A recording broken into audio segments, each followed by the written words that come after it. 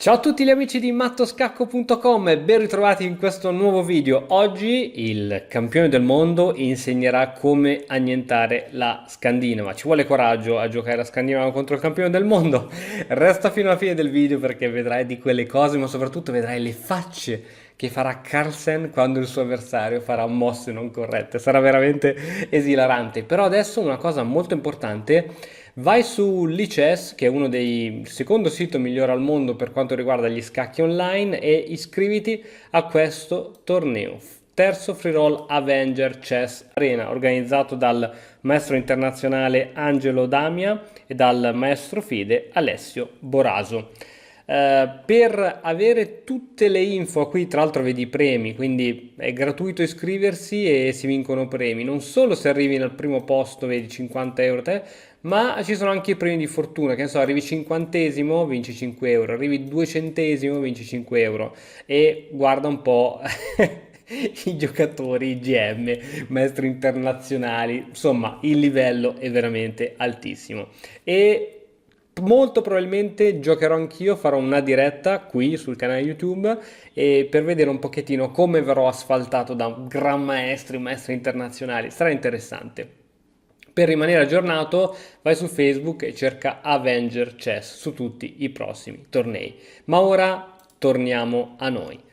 Allora, Carlsen con bianco, il suo avversario invece è un gran maestro sui 2005 circa, quindi comunque un avversario forte. E4, D5, difesa scandinava, si cattura, donna al centro. Perché diciamo non è tra le difese più consigliate? Perché adesso il bianco subito cavallo C3 e su cavallo C3 subito si fa pressione su questa donna che è costretta a spostarsi. Ora tra le principali continuazioni c'è donna 5, donna D8, variante di ritirata, oppure c'è anche questa meno nota che è donna D6, che è quella che è scelta dal Gran Maestro. D4, C6, guarda la faccia di Carlsen dopo questa mossa. Torniamo indietro.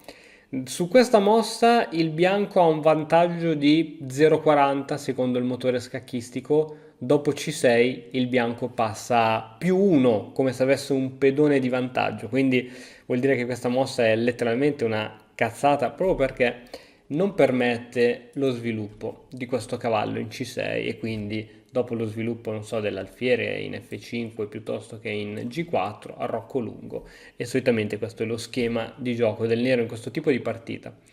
Cavallo F3 per il campione del mondo, cavallo in F6, cavallo in E5 cercando subito di creare pressione. Questa è la caratteristica dei giocatori forti. In più, Carlsen, che è il campione del mondo, assolutamente può permettersi di fare queste mosse che sono sì forti, ma io credo che siano mosse anche a livello psicologico per incutere un po' di timore al tuo avversario. Cavallo BD7 proponendo un cambio di cavalli, Carlsen non ci sta, va in C4 che minaccia la donna che si rifugia in C7. A4 creando e impedendo anche spinte liberatorie su B7. A5 donna F3, la casa migliore in questa posizione per la donna. Cavallo B6, alfiere in F4, si va a minacciare la donna avversaria che adesso torna dopo tanti giri e rigiri alla sua casa di partenza. Alfiere in E5, questa è una mossa molto interessante con l'idea anche di, a seguito di una cattura, di aprire anche la colonna. Qui il bianco presto arroccherà, corto, lungo, e insomma ci sarà da divertirsi. Inoltre questo alfiere chiaramente ha lo scopo di controllare la casa di 4. Cavallo in B va in D5, anche in modo tale da connettere, si dice, i propri cavalli. Cavallo per D5, cavallo per D5 e adesso C3, mossa di consolidazione. Il cavallo torna nuovamente in F6, guarda quanti tempi persi da parte del nero. Alfiere D3, liberando il posto per l'arrocco corto. Alfiere in E6, d'altronde Qui il bianco, scusami, il nero è in carenza di idee. Dove lo piazza questo alfiere chiaro? E in più, se ora spinge questo pedone in E6, puoi catturare, poi ci sarà un'impedonatura che ti terrai per tutto il resto della partita. Quindi queste sono mosse veramente quelle fastidiose. Alfiere in E6, Carlsen non ha paura del cambio dell'alfiere per cavallo, arrocco e giustamente cambio, anche perché per cercare di alleggerire un po' la situazione e di prendere un po' di spazio. Arrivati in questa situazione, qui il bianco ha chiaramente un vantaggio a due alfieri che puntano in direzione di un probabile... Ops, ho fatto un po' storta sta linea, vabbè, sta diagonale dell'arrocco avversario. Presto arriverà anche l'altra torre a soccorrere l'attacco. Insomma, qui il bianco sta veramente da Dio. E6 è la mossa giocata per liberare un po' la diagonale dall'alfiere camposcuro. Donna G3, ancora con mosse fastidiose. L'idea qual è? È quella che non puoi portare il tuo alfiere sulla diagonale perché la mia donna ti attacca su G7. Quindi queste sono le mosse che fanno la differenza, soprattutto in partite lampo come questa. E qui il nero che cosa è costretto a giocare? Purtroppo G6, che elimina questo attacco su G7 ma indebolisce le case nere. Quindi ora Carlsen potrà giocare e ad attaccare, ad inchiodare questo cavallo, poiché si sono indebolite le case nere. F4 qui viene giocata con l'idea probabilmente di andare a spingere su F5. Qui il computer segnala una mossa migliore che in realtà è veramente difficile da trovare. Riesci a vedere la mossa che può giocare adesso il bianco? Ti lascio 10 secondi di tempo.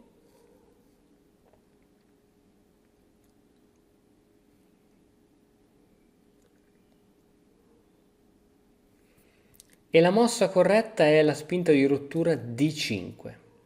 È vero che ci sono due pedoni più un cavallo che è inchiodato che possono catturare su D5, ma guarda cosa succede. Facciamo la prima continuazione. Gioco C per D5 ottenendo così una buona struttura di pedoni. Peccato che c'è alfiere B5. L'unico modo adesso per proteggere il re, se non vogliamo spostare il re, è quello di pararsi con il cavallo, ma a questo punto ci pappiamo la torre.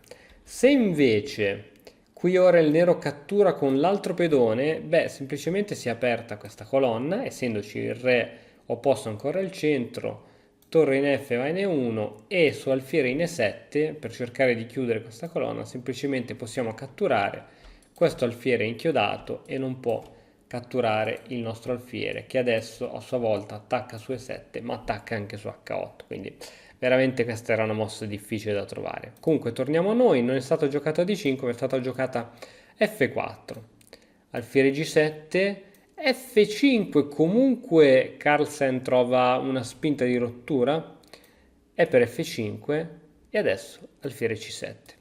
Solfiere C7 ancora un'altra smorfia del campione del mondo, perché qui il suo avversario sposta la donna non in D7 dove sembrerebbe il posto più tranquillo. Insomma, da D7 si controllano un po' di case, soprattutto si controlla questa casa F7, insomma sembra un po' più naturale, mentre qui l'avversario gioca donna C8 mettendo la donna su una diagonale che non si sa quando mai si potrà aprire, e probabilmente io penso che qui abbia voluto lasciare questa casa per il nero, no? Dopo eventuali scacchi. Però, vediamo che si sbagliava. Donna C8 è una mossa sbagliata, poiché qui il nero passa da un -2 a meno 7,57, mossa sbagliatissima, che permette a Carlsen di venire in D6 con la donna. Guarda come fa la differenza una mossa da qui a qui.